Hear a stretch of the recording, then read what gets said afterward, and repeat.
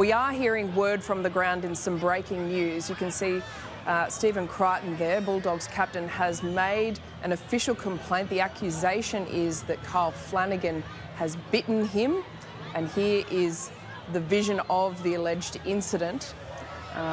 We're just sort of seeing this for the first time as well, but initial reactions, Cooper? Whoa. Yeah. Whoa. That's the first I saw it, and I saw Stephen Crichton's nose there. Yes, Stephen Crichton's face is up against Kyle Flanagan's, and you can actually see the white of Kyle's mouth guard at some stage here. Look, biting is something that is not completely allowed on the rugby league field. We've seen other players receive long suspensions when that's happened. That's the first I've seen it, but that's damning evidence, that one. That's hard.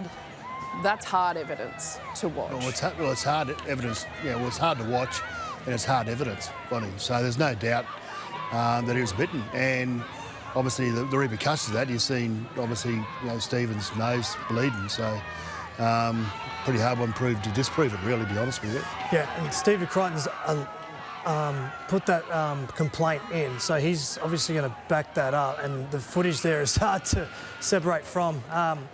It's like Kyle Flanagan might be in some trouble. Yeah, the Match Review Committee, of course, and the Judiciary will take a very close look at that incident.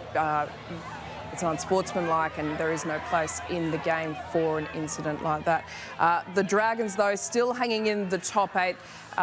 Only 10 points to show for their efforts. It was built up as such a big game. What does Shane Flanagan do with that kind of result? Well, it was the errors that cost them in the first half, but they turned that around in the second half. There was only one try scored through Kurt Mann in that second half, and you said still in the 8.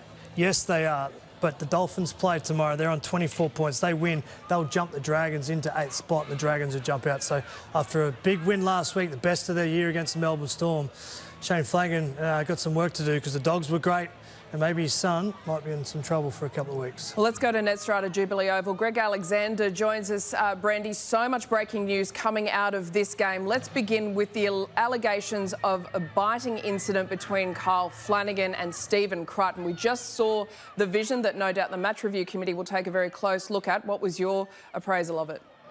Vonnie, just saw the vision too. Just heard you guys talking about it. Didn't know anything about it. Saw Stephen Crichton had a face-off with Tui Pilotu around that time, and I thought that's where he might have picked up the bloody nose from. But having just watched the vision of Kyle Flanagan and Stephen Crichton on the ground, there's no doubt that his nose ends up in the mouth of Kyle Flanagan, and Kyle decides to shut his teeth around his nose, because when he pulled it away, the nose, well, it almost wobbled, didn't it? And that's where the blood's come from. So Kyle Flanagan's in a bit of strife, no doubt about it. Well, it has resulted in an injury, so that is evidence in itself. And a little bit earlier in this game, some really distressing news that Hame Sele was complaining of chest pains. He told the trainer an ambulance was called.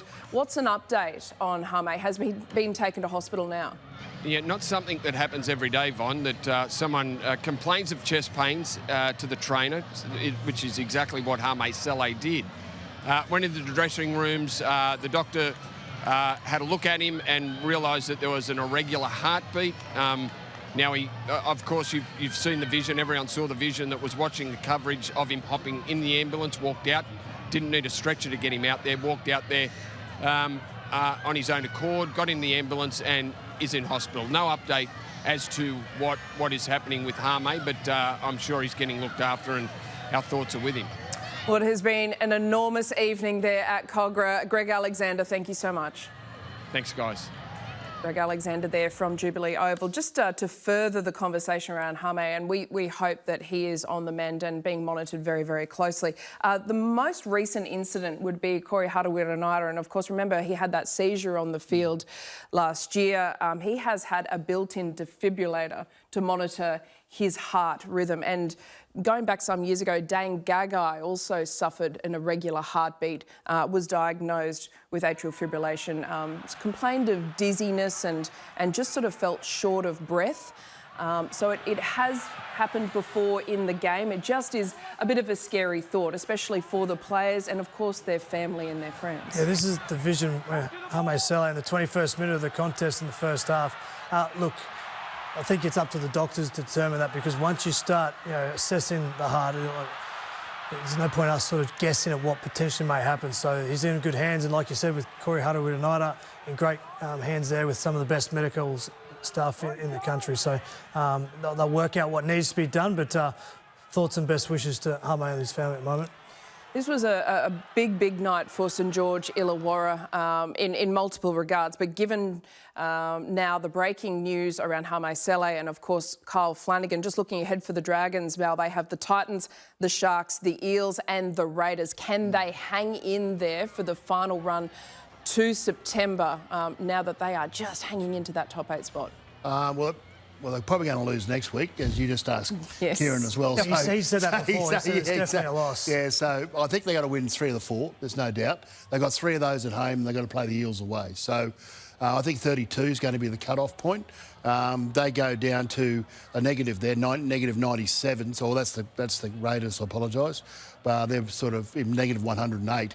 So they're in negative. So they're in dangerous ground at the moment. So, but I think they at least need to win 3 of those 4 to get to 32, and hopefully teams fall around them. And they're probably going to be down Kyle Flanagan too, and down Hame Sele. Who knows what's going to happen there? So there will be some challenges. And this competition, the ladder, has just got juicier and juicier as the back end of the season happens.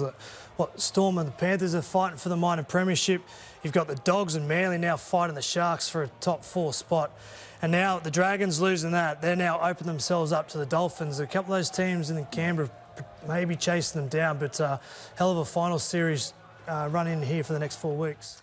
Sarah, we saw reports after the game that Stephen Crichton had been bitten on the nose by a rival player. Have you spoken to him about that after the game? Yeah, just quickly. Yeah, his nose is a bit swollen there, but not in great detail, no. Is that the reason he's not here now? Yeah, he's getting a few things checked, actually, but, yeah. It's pretty serious if that's occurred, if that's found to have happened on the field. Yeah, I don't know what to say about it, really, so we'll leave it there.